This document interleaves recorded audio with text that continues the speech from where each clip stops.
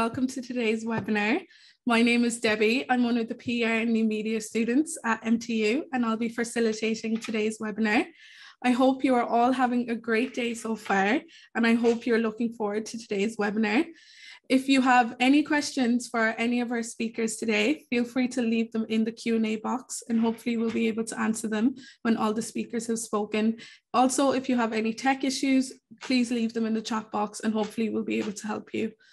Today, we are joined with three amazing guest speakers who will be sharing their knowledge on creating successful and engaging PR tactics.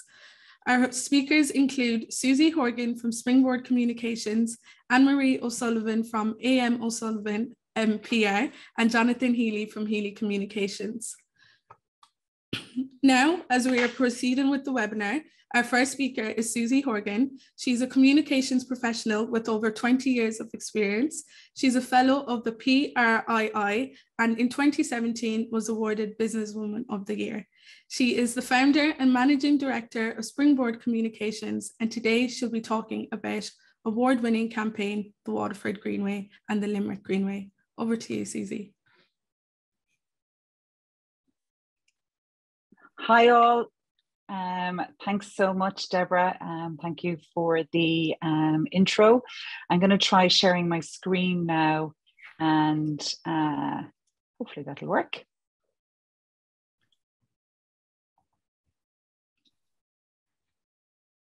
So hopefully that's okay. Yeah, you'll shout if you can't see it anyway. So thank you so much. I'm actually not going to dwell on the Waterford Greenway too much because that was back in 2017. And I suppose at this stage now we have worked on 3 greenways. So we've garnered a lot of experience in the area and it's really interesting. We love working on it. It's sustainable tourism. It's great for the country. It's great for tourism in the country in a very positive way.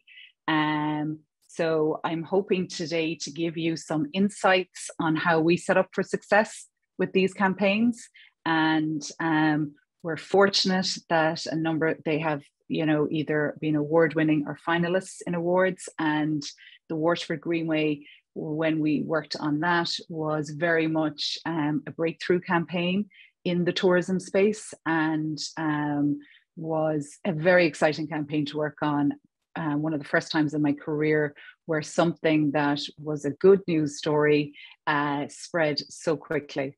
So literally every radio station, whilst we had, I hope, done our job well and informed them of the launch, it took on its own momentum very, very quickly across all broadcast outlets here and overseas, which was really exciting to work on. And then the Royal Canal Greenway actually just won Best Tourism Initiative on Saturday night at the Local Authority Management Awards. So it would be all the different tourism initiatives across the country that all the local authorities are doing. It won the gold in that. And that was a really interesting campaign. And if I have time, I will speak on that a little bit because it's really interesting to work with. We worked with 5 councils on that. So across Kildare, Meath, Westmeath, and Longford, 4 councils, and then Waterways Ireland. And then Limerick Greenway, which was launched last summer, which we're now working on a new campaign for this summer, which was quite different to the previous 2, but very exciting to work on as well. I suppose the challenge is the more greenways, and this is something I'll touch on, how to differentiate them. So obviously Waterford was brand new, very exciting, the longest greenway, and the community around Waterford and Munster got behind it so phenomenally. It just took off. And the Royal Canal was it was longer again, and is through the country, through the Midlands, and tapped into a different offering. And the Limerick Greenway then was very much around the towns, significant towns that it touches on. So look, it led to quite different campaigns, even though the premise is greenways. So I suppose to give you a little bit of insight about ourselves, this is our 10th year. We're at Springboard Communications, and I suppose our values are to be the best, to challenge together, and I suppose to be the best is to ensure we do the best work for our clients, that we position them in the best light possible, that we challenge where needs to be challenged. So we're not in the, we don't look to just agree to agree. We want to add value at every step of the way. And your agency should be adding value. They should be giving you insight that you otherwise wouldn't have, and be challenging the status quo for the positive. And then together is obviously, we're very team orientated and collaborative, and like to partner with our clients. So it's great working on these longer campaigns like the Greenway campaigns, because you get to work with them on a longer term basis. So our integrated approach, I won't dwell on this, it is literally how we approach every campaign, every project, every new client. For us, it all starts with strategy. You have to have a clear and understanding of the objectives of your client and what they're looking to achieve, to ensure that you deliver for success. And then, you know, you tap into our different areas as needed. So for example, it would be very much content studio in the newsroom, some leadership center in relation to the Greenways, and the reporting lab. Then we're very strong on reporting back to our client.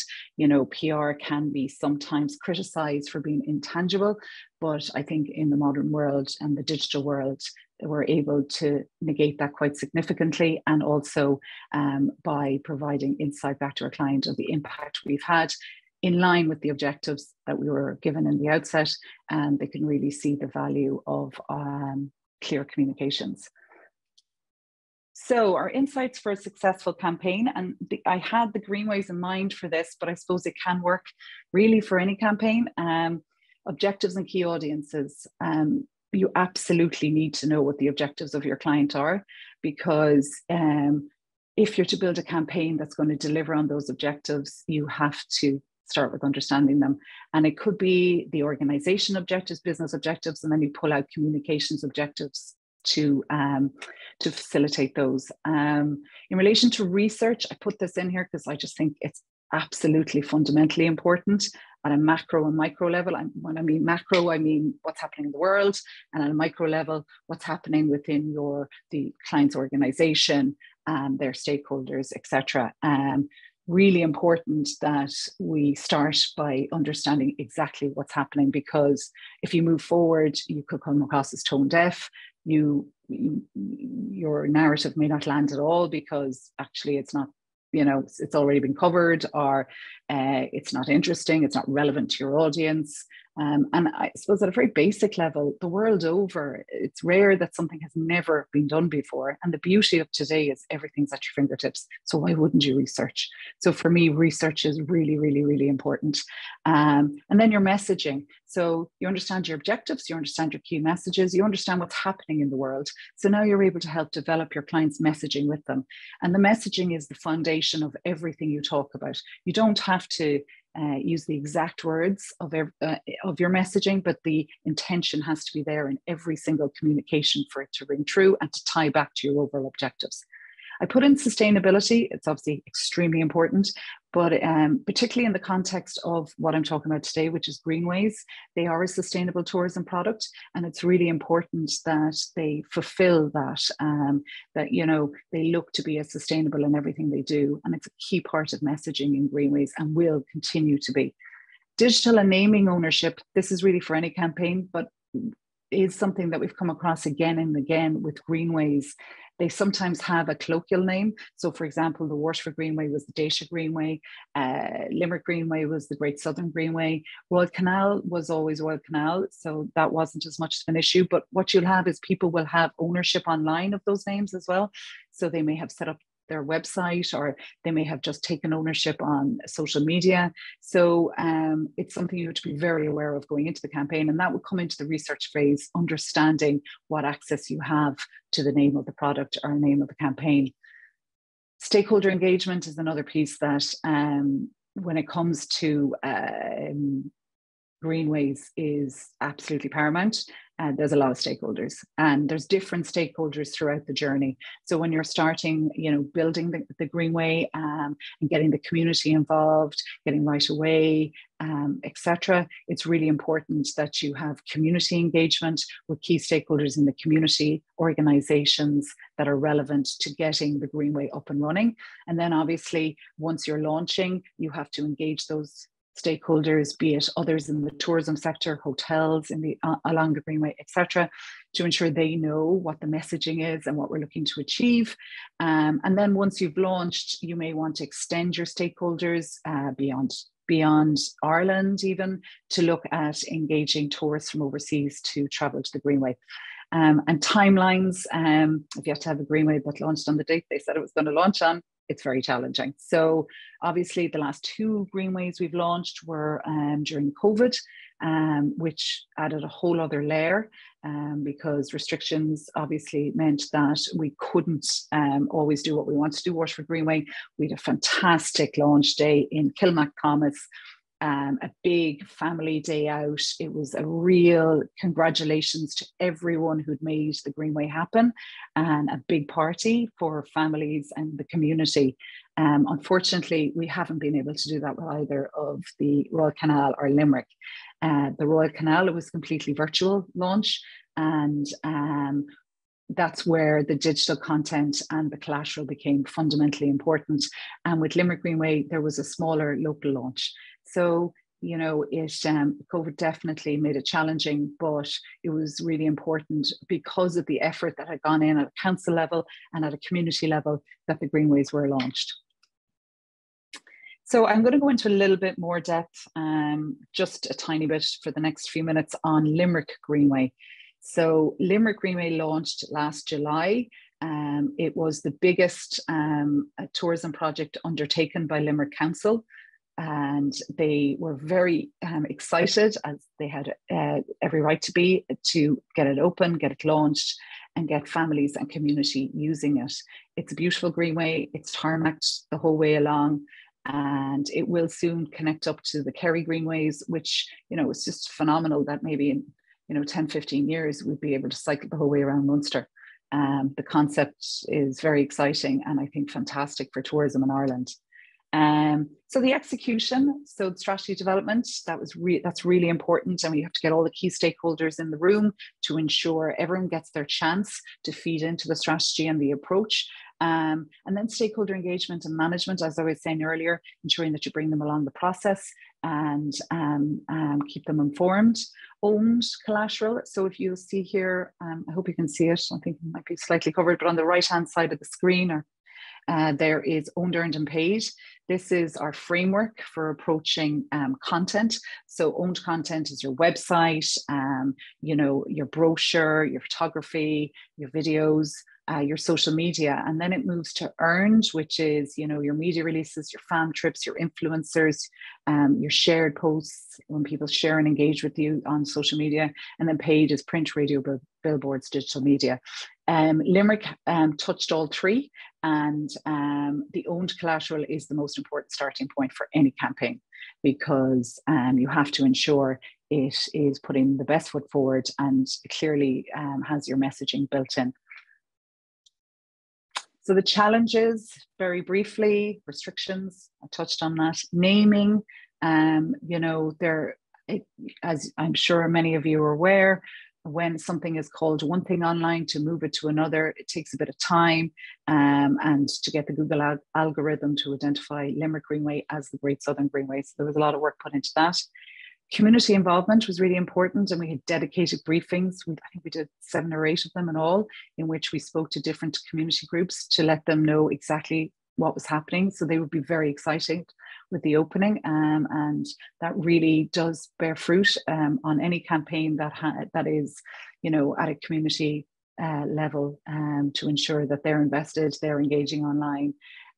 It makes the cut through much easier. And I suppose the USP was challenging because Limerick Greenway goes through a number of different towns, and we decided that the family, and because of COVID restrictions, getting families out together in a very healthy environment was a key differentiator last summer. And then social media channels, there were none. We had to build them from scratch, and obviously you have to do that pre-launch. So I suppose they're just some of the insights we garnered, and I suppose they're very useful across different campaigns. COVID hopefully never being an issue again. And then the results. So for us, it's very important and something, you know, that we pre-pitch, because you can be challenged on the day, you know, something else can come up. And the advantage of a tourism initiative, you have very clear media outlets or journalists who this is their remit. They know it very well. We know them very well. And we ensure to pre-pitch to them and give them as much information as they possibly can need ahead of the launch. And then following the launch, you do familiarization trips. And when you bring them along, you set up itineraries for them to have the full experience in line with the messaging. So, you know, it was across our RT on the day of the launch and was picked up by all tier 1 media. So all the dailies picked it up. It was very, very well received, which was fantastic in a time where, you know, launches weren't really happening. So I suppose that's as much time as I have today. And there are some nice pictures of the other greenways. And I'd be very happy at the end to answer any of your questions. Thank you so much, Susie. That was really interesting, and it was really great to hear the process behind the Limerick Greenway campaign. Just a reminder to all the attendees, if you have any questions for Susie, do leave them in the Q&A box, and hopefully we'll be able to answer them when all the speakers have spoken. So our next speaker today is Anne-Marie O Sullivan. She is the Chief Executive and founder of O Sullivan PR. She has been a communications professional for over 30 years, and in 2020, she was conferred with the title of Life Fellow of the PRII. Also in 2020, her agency was awarded the PRCA Agency of the Year, and today she'll be speaking about the success of her agency. Over to you, Anne-Marie. Great, thanks Deborah for the introduction. I always think when I hear the Life Fellow piece that I should be 70 years of age and retiring, but anyway, no, thanks for mentioning that. I was delighted to receive that accolade. So thank you to Susie. That was, I think, just a really great introduction to what is an award-winning focus that Springboard have had towards the greenways and continued success of that. Susie, greenways are just a fantastic addition anyway to the tourism scene, and it's great to see you being able to push the word out about them. What I'm going to do is just give you, I suppose, a quick sense of a couple of areas quite different to what Susie touched on, but very much, I suppose, indicative of the type of work that we do in O Sullivan PR. So we've done the intro, that's fine. So just in terms of who we are, we're headquartered in Cork, award-winning strategic consultancy.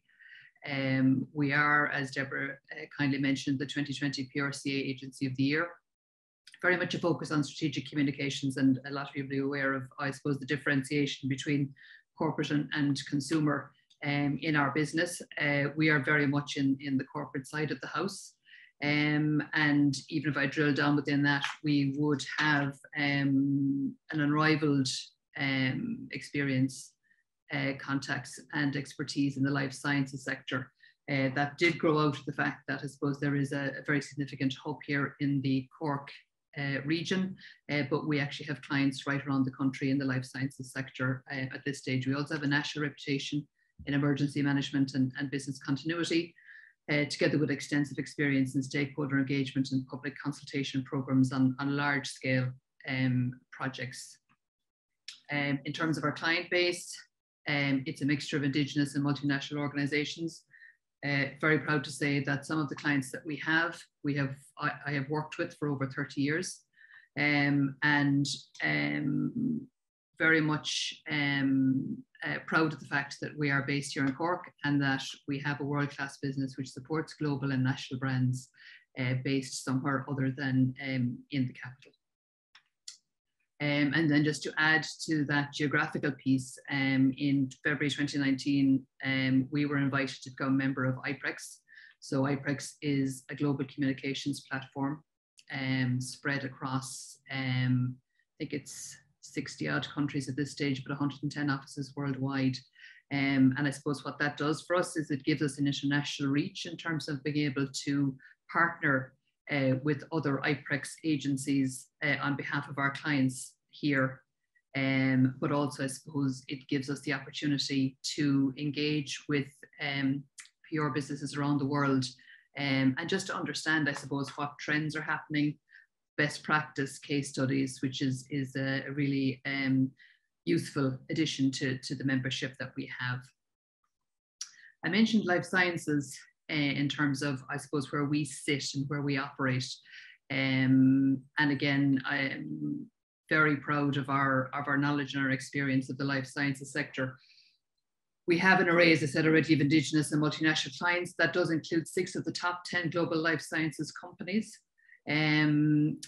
Being situated in Cork has definitely helped for us to, I suppose, develop that expertise and that knowledge. And we do have a unique understanding of that whole FDI life sciences space, but actually uniquely it's in the manufacturing side of that business as opposed to the commercial or the sales side of the business. And within that, then I suppose we have a very keen awareness of the need for effective positioning, even by subsidiaries here within their parent organizations, be that in Switzerland or the UK or the US or wherever their parent company is based in. So I thought what I might do is just give you a quick example of something that we worked on with initially the Irish Examiner and subsequently the Irish Examiner and the Irish Times. So back in 2017, we were working with a number of client companies in Ringaskiddy. And I suppose there was very much a sense that there was a lack of general understanding in what those companies did. These are the manufacturing arms of, you know, significant global brands like a Pfizer or like a Janssen, GSK, now Thermo Fisher here in Cork. So we worked with the Irish Examiner to develop a dedicated supplement for the cluster in Cork. The overall aim of the supplement was to highlight the individual companies and also provide a platform to create awareness of the sector. So the example there on the left, or the cover on the left, is the cover of the 2017 supplement. It was distributed in every edition of the Irish Examiner on the day that it was published. Great success, delighted with that. So in 2018, we again worked with the Irish Examiner team to build on the success of the previous year's edition. And this time, I suppose, we took the view that we needed to do something a bit different. So we enhanced the supplement with articles positioning Cork as a great place to work. We had articles from the City and County Council Chief Executives. We had an article from the IDA, from other bodies like that. So again, all emphasizing both the companies in the sector and the employment opportunities, but also, you know, the piece around Cork, and Cork is a great place to work and to live. And additionally, and it seems funny to say it now because this was 2018, but one of the other elements that we actually suggested to the Irish Examiner was an online element. So at that time, online wasn't a particularly major piece of the jigsaw, I suppose, for the Examiner. It feels funny now, as I say, only a couple of short years on from that, but we did that, and I suppose that gave our client companies as well the ability to feature videos in addition to the text and the images from the supplement online, and that worked really well for them. Fast forward then, so 2020, we didn't run a supplement because it was the first year of COVID, I suppose, and we were all still reeling a bit in terms of what that meant for businesses. So last year, 2021, we did an additional or a third supplement. And this time, I suppose, since we had previously engaged actively with the Examiner, they had subsequently become part of the Irish Times group. So this time around, we got fantastic reach with our partnership with the Irish Examiner, because we also had the opportunity to have the supplement included with the Irish Times, and also all of the regional publications that the group has, as well as that online piece. So funny, just even looking back on the 3 different iterations of the supplement, the way that has developed over the time. And it's been really, really interesting to do that, but a really great positioning piece as well. And again, I suppose it's a bit indicative of, I suppose, how we position ourselves. most of the companies in the supplement are competitors in terms of their actual products, but all have similar need in terms of being able to highlight the sector that they're working in, the employment opportunities, their focus on everything from STEM to DE&I to sustainability. And this has become a really, really important publication for I think in the 2021 edition, we had 11 different companies participating in that. So if I move on then to another area that we specialize in, and that's emergency management and business continuity planning. We work with, as I said already, some of the largest pharmaceutical manufacturing plants in the country, also energy companies and third level institutions. We work with them in relation to their communications program in the event that an emergency is triggered. For a number of the clients that we work with, we operate a 24/7 on-call service. So in the event that something happens middle of the night, there's always one of our team on standby to take the call. And we will have worked with those clients in terms of what that protocol is, in terms of engaging with media and other external stakeholders. Our emergency management experience includes the management of a high profile aviation incident, which I'll touch on briefly after this, HR and employee issues, a product recall in the food manufacturing industry, an infected water supply at a large manufacturing facility, and then change management programs and site closures. And very quickly, I'll just reference the Manx 2 air crash at Cork Airport on February the 10th, 2011. Just very quickly as a recap, there were 12 people on board the flight coming from Belfast to Cork. The plane crashed on its third attempt to land in Cork Airport in heavy fog, and 6 people lost their lives that day after the crash. Our role on the day was the media piece, some of the external stakeholder piece as well, but primarily the media piece.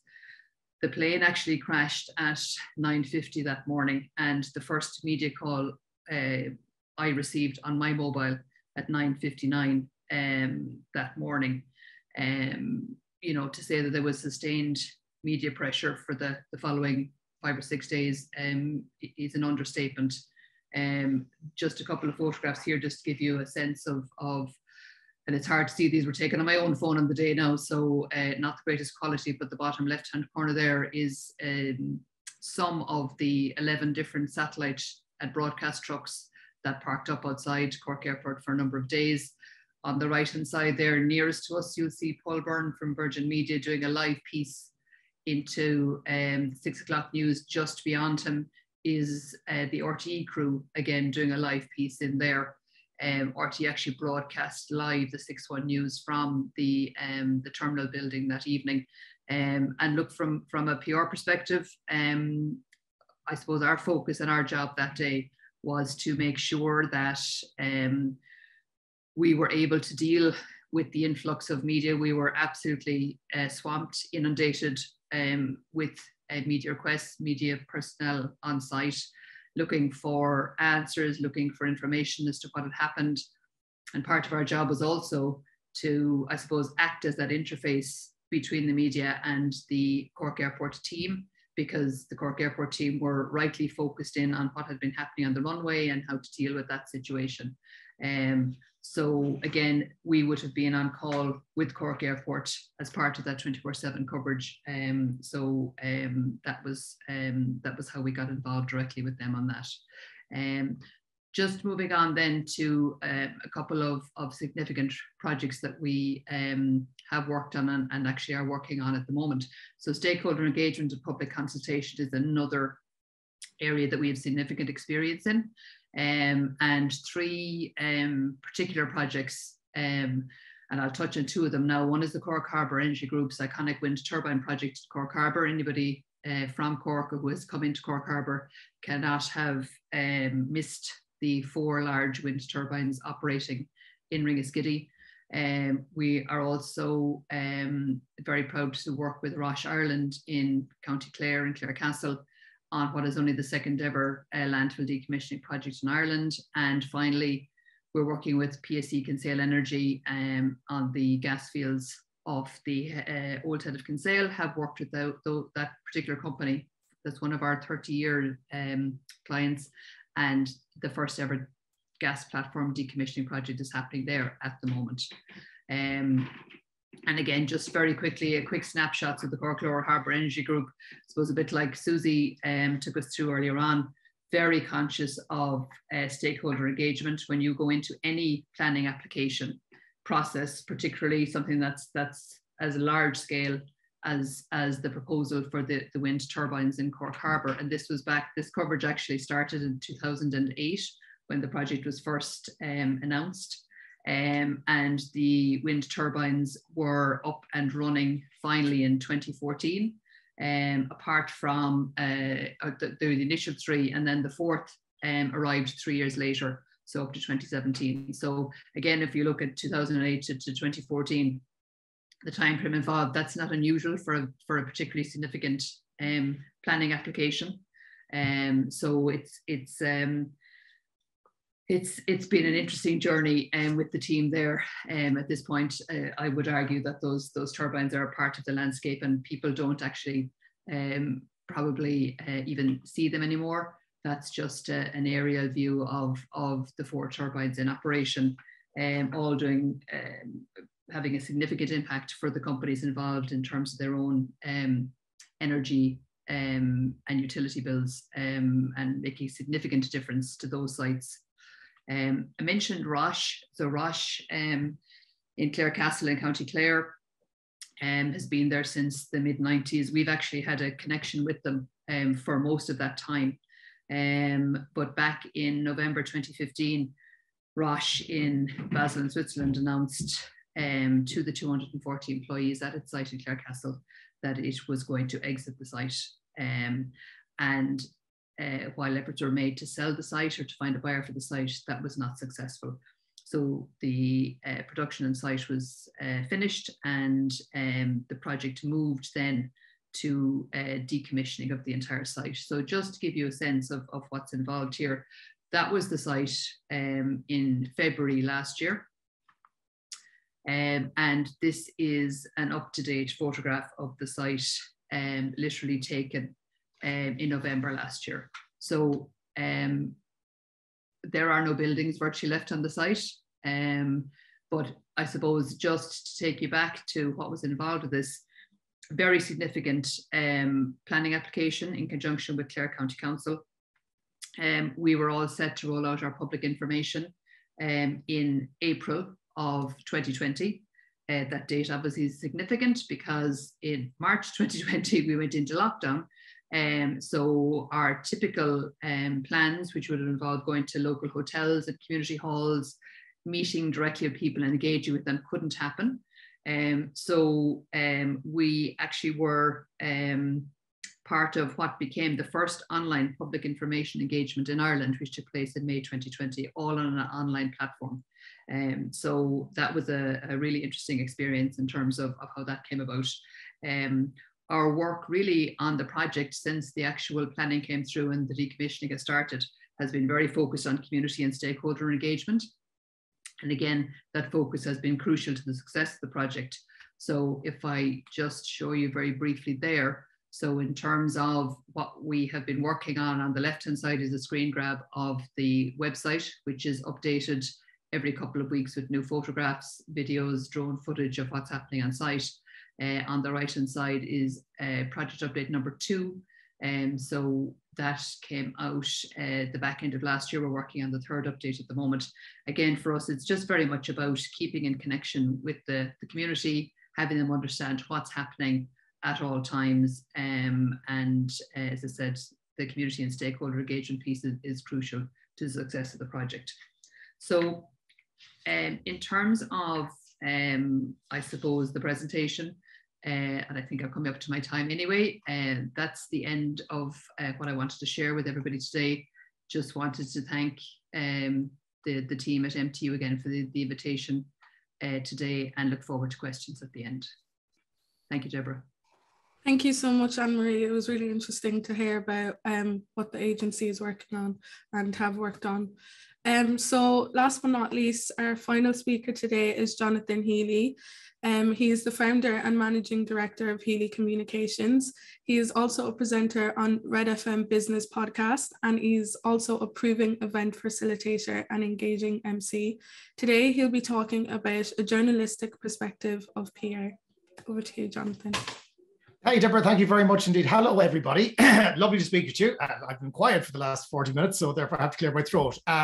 Lovely to hear from Susie and also from Anne-Marie, both of whom are experts in their field, and it's a privilege to be sharing the platform with them this afternoon. I'm a relative new kid on the block when it comes to PR, because I spent the early part of my career on the other side of the fence working in journalism. So just to give you a background, I'm a failed lawyer. I studied law in University College Cork, but I didn't want to become a solicitor. So I diverged into journalism at an early stage, working with 96 FM initially here in Cork. Then I moved to FM 104, which is a radio station in Dublin, and then to Sky News and to News Talk, setting up Healy Communications about 5 years ago.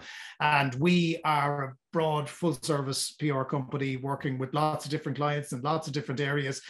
We've grown really, really quickly up to a team of 7 right now. And we also work in areas of media training and content creation. And as I said, I MC gigs as well on a regular basis. So we're busy, thankfully, which is always a good complaint. Now, I knew that I was going third, so I decided the best course of action for me was not to repeat what Susie and Anne-Marie would have said, because they would have said it better than me in the first place. So what I've decided to do is to give you a journalistic perspective, which is a little bit of a segment that we take out of our general media training package when we're dealing with clients, to talk about the type of landscape that you're pitching into. So in other words, we work on the assumption right now that a lot of the campaign has been settled and you're moving on to the next stage, which is interacting with journalists and interacting with media. So what I want to do is I want to talk about the landscape that you're pitching into, because it's changed an awful lot in the time from when I first joined the sector to the point at which I'm still hanging around like a bad smell and appearing on News Talk and RTE on a regular basis. So what has changed an awful lot is how much money is available for companies to put into publications and to broadcast. When I started out, we had newsrooms that were really, really big. Like, you know, FM 104 at the time had 30 people working in the newsroom. I was one of 30. If you look at that same radio station right now, they currently have a journalistic staff of 2. And the effect of that has been quite significant, and it makes the life of the PR an awful lot harder. You have to work harder. You have to focus more on what you're trying to say to get your message across. So I'm going to share the screen now if I can. Hopefully you're going to be able to see this. And as Susie said, you'll shout if you can. So going up to the top of this presentation here. So I'm going to talk first of all about how the market has turned, okay? And the market has turned quite significantly in the last little while. I have shown this graphic, which I took a couple of years ago from one of the advertising aggregators. It's missing a y-axis, which is the bottom line. So if you can imagine, the 0 is at 2000 and the other side of it is 2016. So as you can see, newspapers were absolutely flying it up until around 2008, when we had a recession that had a significant impact on their ability to both sell newspapers and raise income. Things started to pick up again around 2011, and then somebody decided, well, sure, why would we buy a newspaper when we can get it for free on our phone? So as you can see, that figure starts to trail off. So these are circulation figures. At their peak, over 700,000 newspapers sold every day. In 2016, as you can see, that number had significantly fallen. What impact did that have? Well, it had a significant impact in terms of the money coming through the door, because in 2010, the entire newspaper sector pulled in 197 million euro in advertising. So those are your full page ads, your little ads, every single thing that was in a newspaper, advertising, all sorts of products, gave those publishers the money to create publications. In 2018, that had fallen to 147 million, which is quite a significant drop over an 8-year period. In 2020, now bear in mind there was a global pandemic at the same time, the figure had fallen to a staggering 73.9 million euros. So what you'd seen in a decade was more than half of the revenue that those newspapers were using to create their publications literally vanished in a puff and was gone. And what you had is marketing executives making decisions on where they were going to put their advertising shilling based not just on, well, what newspapers are going to put it into, instead saying, well, what are we going to put into newspapers? But more importantly, where are we going to directly target our advertising through social media, which shows you how much of disruption has happened in the sector that's impacting on journalism.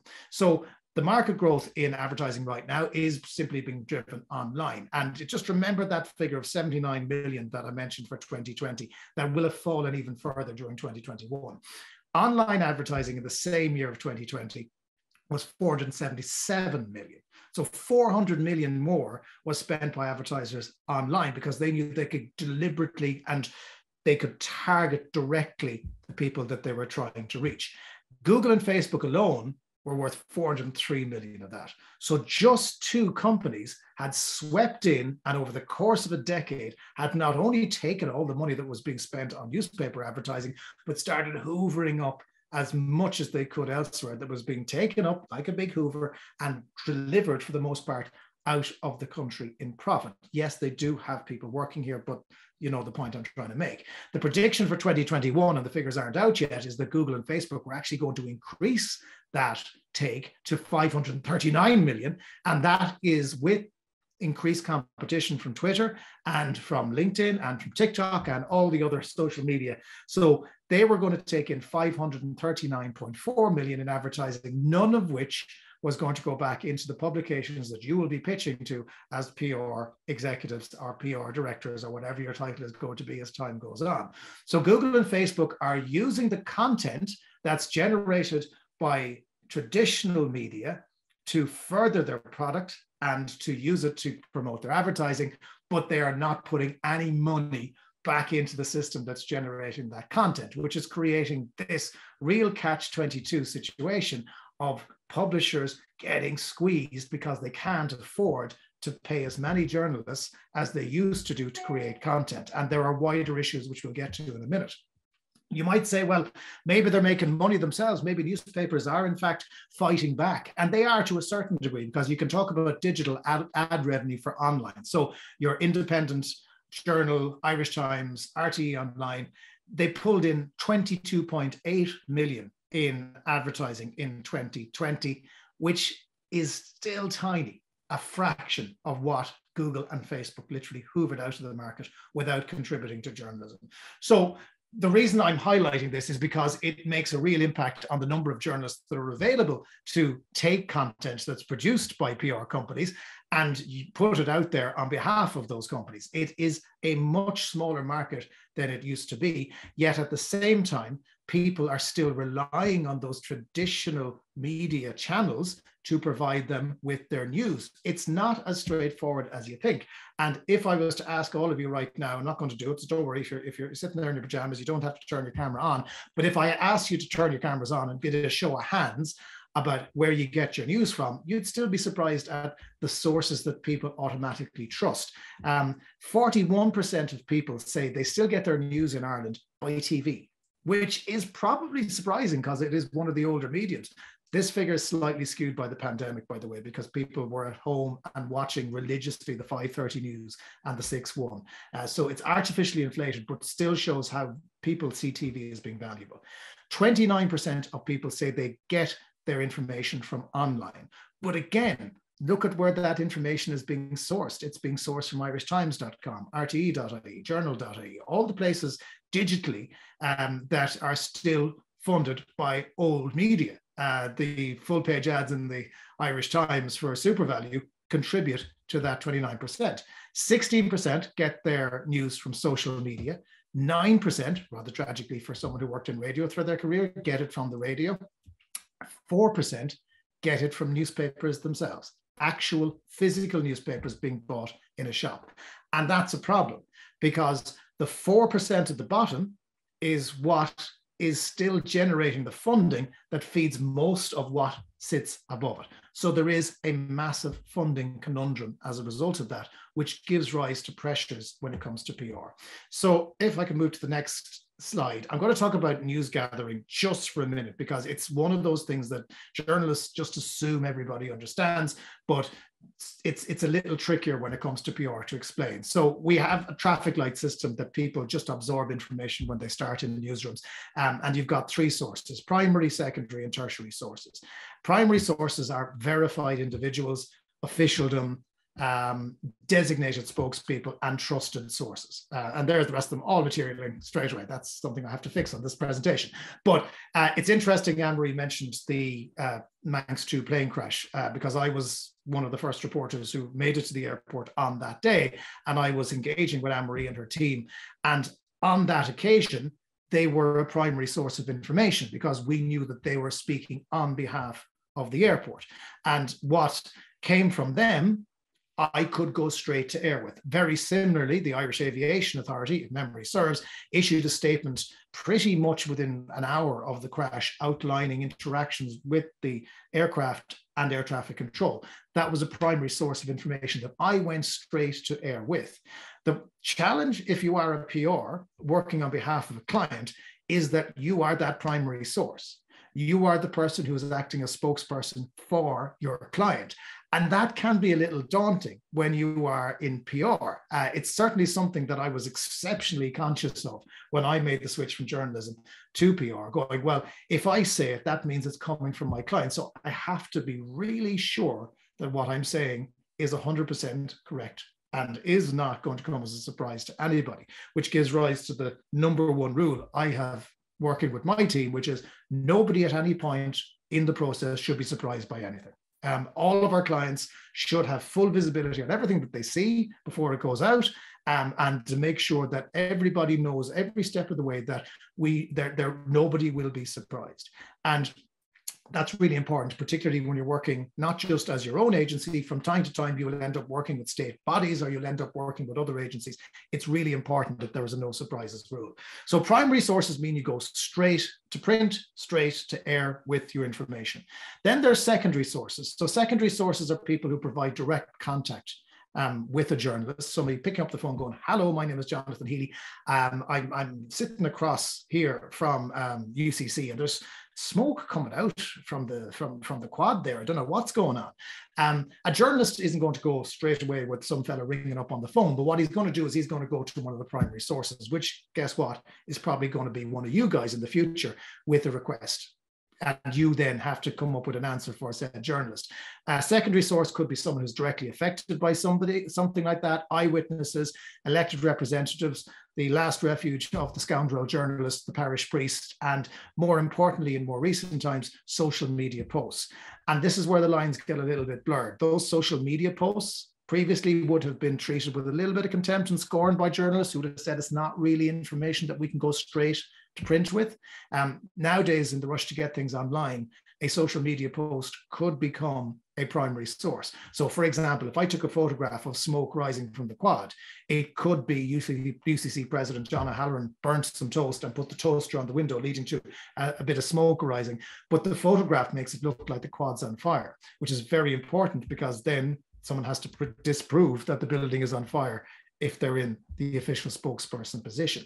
And then the last point is tertiary sources. So things that journalists won't ever go to print with without checking with the primary source. So you've got your random communications from people speaking to you from the outside, uninvolved individuals, and what I refer to as your mother's cousin's aunt.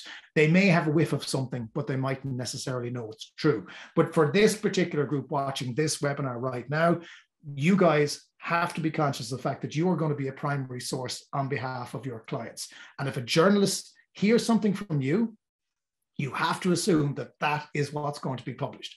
And you have to wear that responsibility lightly. It's not easy, but you have to do it. And it's very important that you foster good relationships with journalists, because if you don't have a good relationship with journalists, then it's going to be harder for you to deliver any message on behalf of your client. So I'm going to introduce you to your journalist, and I'm conscious of time. They're going to be men and women under pressure. So what they're going to do is they're going to be working on a number of different stories at the same time. They're going to have a really short attention span. They're going to be looking for unique content that's going to add to their publication. They're going to have someone else screaming at them for content to be filed, and they're as likely to ask for photographs as they are for quotes in the modern era. again, going back to my day in FM 104 when I started working there, my job was to go record an interview with somebody, drive back to the office, cut it, put it out on air. That same journalist, who now, let's face it, has 38 fewer colleagues, has to do a report, has to cut audio, has to send it back, has to write it for the website, and probably has to make a series of calls around that story as well. So they are under serious pressure in a way they hadn't been before. So as a result, those journalists won't want to be messed around. They won't want long-winded conversations, and any of you guys, about why something is important. Equally, they don't want to be ignored. So in other words, if they're ringing you and you're not answering their call, or you're not going back to them with anything, they're going to start getting annoyed with you. And they won't want to be called when they're working on another story. So you're going to have to develop a sixth sense as to when the journalist is interested and not. It can be very hard to gather that sense, but it is not impossible. So the questions you have to ask about your story, and every single thing that my two colleagues have been talking about, is the importance and the value of the story. You have to ask yourselves a series of questions. How is this going to break? Are we going to break it, or is it going to break outside of our control? Second of all, what impact is this story going to have? If this, you might say, "Whoa, this story isn't that significant or that important." Others may not agree. So you have to examine all of those possibilities. Does it develop an existing story? That's a really important criteria for you to consider, because something may be happening over here, you're over here, but something that has happened here feeds into that. And as a result, journalists will take an interest in a story, even if you're not directly involved. Biggest thing of all, has it been explained sufficiently? Have you done enough to make sure that the journalist you're pitching to understands the story so they can tell it onwards? Biggest interest of all, human interest. Is there a human interest in this story, and can you find it and express it well? Do people care? The biggest challenge, and I remember a journalist telling me once, sitting on a business desk, they get 400 emails a day, and out of that they probably write 20 stories. You need to make sure that what you put forward has enough interest in it that people will care. And then you have to be conscious of the fact there are days when absolutely nothing will make. When there's a big story like the invasion of Ukraine, for example, or when everybody was at the height of COVID, there are times when there's no point in pitching too much on a story if you know it's not going to get traction. You just have to be really, really conscious of that. I'm just conscious I'm slightly short on time, so I'm going to stop that last slide there, because we do need to go to questions. But the most important thing, guys, is make sure that when you are engaging with journalists, and both Anne-Marie and Susie are really, really good at this, you have to treat them with respect. You have to realize that they are under pressure because there's somebody going to be screaming at them for content. And the market has changed irrevocably, even in the 5 years that we've been running Healy Communications. We would have started with traditional newspapers, need to see the paper, picture in the examiner, really important. Now it's digital first, because digital is the permanent record that stays on. Thank you so much, Jonathan. That was really insightful to hear. So we're now just going to move on to the Q&A section. So the first question is, first of all, I know you all have your own PR agency. So the question that was asked, was it difficult setting up in Cork when the PR industry scene is based in Dublin? What is your experience setting up in Cork?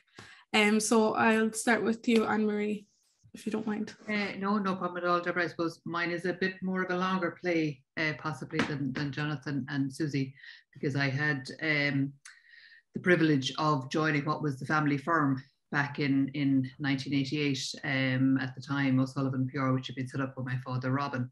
And he set up the business deliberately in Cork to prove that there was a market and an opportunity for a company to be based in Cork rather than in Dublin, because exactly to I suppose the premise behind that question, you know, why would you not set up in Dublin? It's the seat of government. You have all of the main newspapers by and large and media outlets situated there, and at the time that was a very challenging thing to do. But as I said in my own presentation, we have over the years proven that you don't need to be based in Dublin. It is very much a Dublin-centred industry. There's no question about that. Delighted that Susie and Springboard have recently become members of the PRCA as well, which is the industry body for PR consultancies in Ireland. And I'm delighted because up until very recently, we were the only ones that were not based in Dublin. So now there are two of us. So that's slowly shifting the dial. But no, I think particularly now in the era of so much happening online and so much virtual engagement with journalists, I don't think that there is a particular challenge now in terms of where you base yourself. So I suppose I may have a slightly different perspective to Jonathan and Susie on that. Yeah, how about you, Jonathan? What was your experience like? Yeah, it was obviously I'm the newest kid on the block. I always operated in journalism that life does exist beyond the M50, and as a rule, there will always be a way of telling a story, perhaps in a more creative and engaging way, from people who are affected outside of Dublin. And my experience has been Cork companies or Munster-based companies will deal with a Munster-based company, particularly when you have established yourself. So like the three companies that are here now represent national clients. We all do. And the point is that we have that experience.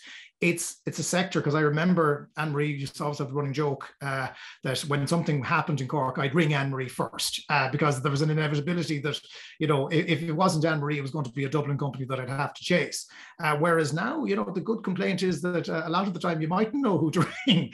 And that means that we've got a very healthy ecosystem that has grown in the Cork market. And that's only going to continue. As people look to engage PR and marketing as well in more meaningful ways. So you know, I think the fear was more Dublin agencies saying that the Cork crowd couldn't do it, rather than the Cork crowd's inability to do a job just as well as they do it in Dublin. How about you, Susie? I totally agree with Anne-Marie and Jonathan and everything they've said. It kind of is a question that slightly irks me, I won't lie. And I'm sure the other two feel the same way, because it's one that's asked all the time. And no matter the credentials, the clients we work with, the awards we win, you know, the work we do, it's always the default, you know, is it a challenge in Cork? And I think it's a benefit, because Cork is a city that has a thriving talent pool. You know, we're talking to MTU today. I have 4 MTU graduates working for me from new media and PR. You know, that's an amazing talent pool to have access to. And I worked in Dublin in PR for 10 years. I remember Jonathan in 104, and we both started around the same time, give you a hint for our age. And, you know, for me, I don't see it as a negative. I think I could totally see it as a massive challenge for Anne-Marie's dad. Definitely. That was a different era. But in this era we're in now, where it's, as Jonathan said, in a lot of instances, digital first, it really doesn't matter where you're based. It only matters the story you're telling. So if your story is strong, if you've done your work, you could be in Timbuktu and no one's going to care. It really is as simple as that. And relationship building, and you can build in this world relationships anywhere. You know, for us, media relations is only one aspect of what we do. And I think, you know, that's what everyone, when they're asking that question, is thinking about media relations. You know, if you take internal comms, for example, which is a huge area, and I saw someone has a question on it, it's a massive stakeholder. If you think about when you get to the crisis comms scenario, a lot of it comes from employees, disgruntled employees. So it's a vitally important stakeholder group to engage. And for us, especially during the pandemic, we've seen huge growth in that area. So now we're fortunate that we actually work with clients that aren't even based in Ireland, you know, and that is the beauty of the digital world. So that's great. He's really described how Cork is really growing, in the PR industry. So the next question is, what are the general hiccups that when you start a campaign, and what would be the best way to avoid or handle them? I'll start with you, Susie, because I know you mentioned the Limerick Greenway campaign and the Waterford one as well. I think anyone who works with me would tell you I'm a broken record. Planning, obviously, and research. Don't go in blind. I mean, Jonathan brought it to the end game scenario when you're talking to the journalist. If you don't know you're impacting another story, for example, you're already on the back foot. And if you haven't done your research, you don't know that. So for me, it's about planning, insight, research, before you ever move forward. That's vitally important. Fantastic. How about you, Jonathan? Yeah, I mean, I go back, agree, planning is so vital. I go back to my no surprises rule, which I know I blather on about a bit, and my own team are fed up about it, but you have to really plot things out as to, you know, you game plan, you scenario plan, you put as much down on paper as you can in advance to see how it might play out. There's no such thing as guaranteed coverage in PR, and you know, you're never going to guarantee a marketing campaign is going to be successful, but what you can do is you can role play and gameplay what it will look like. And that's where experience comes in as well, because people who have been on the journalistic side, who've seen what other things worked in before, and from the PR side, you'll know what doesn't work. I mean, the biggest mistake that anyone can make is the client says, we want to do X, and the PR company goes, yes, of course, and pushes it out. And of course, you know, X is the worst idea imaginable, but you didn't have the wherewithal to maybe convince them that we like X, but why don't we leave it Y? You know, you have to, you are an external agency, and that external agency is allowed to challenge the client. And you know, don't be afraid to challenge a client if you think there might be a better way, in a very friendly and supportive fashion, I would argue. And you, Anne-Marie?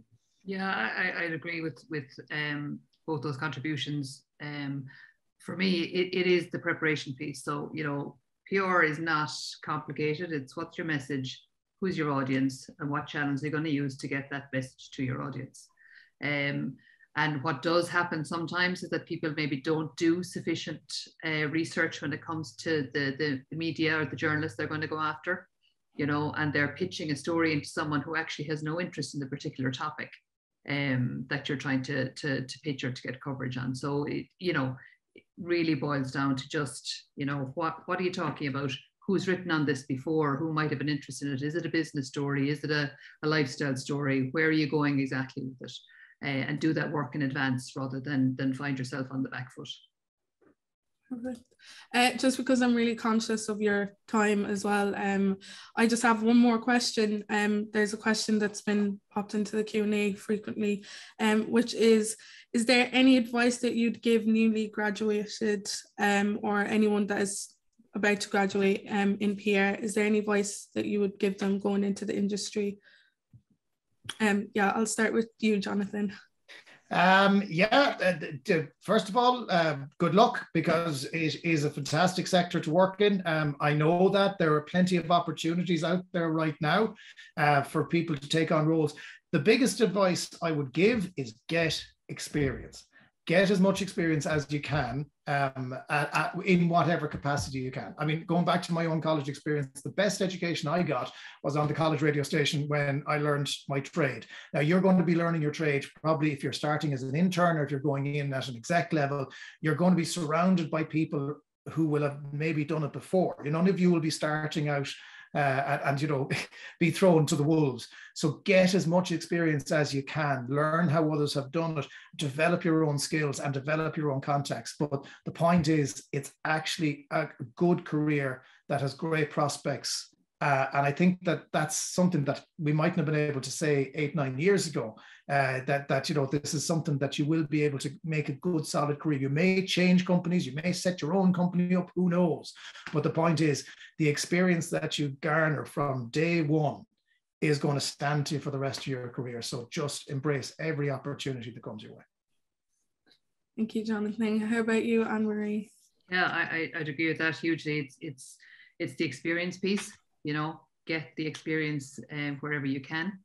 And if that means knocking on our collective doors or bombarding us with emails or whatever that looks like. And I know all three of us have connections back into MTU and other universities and third level institutions. But I suppose the main thing for me is if somebody comes into me, I don't actually mind kind of what their qualification is, particularly obviously if it's a PR based qualification, that's great. But for me, I want someone that's curious. Right. And that's somebody who you don't have to specialize in a particular area, but just have a really, really healthy interest in what's going on in the world around you, you know, and just is keen to understand, to know, to ask questions, to learn.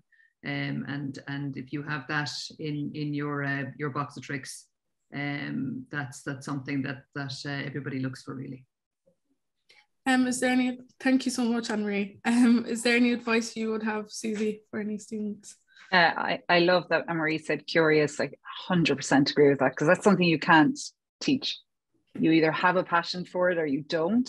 And it's great to have an undergrad or a master's in the space, but that passion, that's what I look for when I'm speaking to someone. Do they really want to know the nuts and bolts of it? Are you naturally curious? Are you a naturally curious person? Because in this industry, you have to be, because you have to understand some very complex areas, sometimes very quickly, and you have to be able to process that, but also to get under it. And I just find you can't teach that. So for example, when you come into an interview, even simple things like, I'll always say, well, what media do you get your information from? I won't lie, it's disappointing when I hear Facebook, and then I might ask, what journalists do you admire? It could be anyone, anywhere in the world. And many times there won't be an answer. So for me, that's someone who just thrives on news. I thrive on news. I am that person, sorry, Jonathan, shouting at the radio, I thrive on it. So I hear you most of the time. It's that loud. Yeah, I am actually, but I do, and even all these years later, I'm still the same way. So you have to have that passion, because it's not the easiest industry. There's definitely easier jobs out there, but if you love it, you'll love it, if that makes sense. Thank you so much. Thank you to all of you. I feel like I've learned so much. Thank you. Thank you for coming. We're extremely grateful for your time.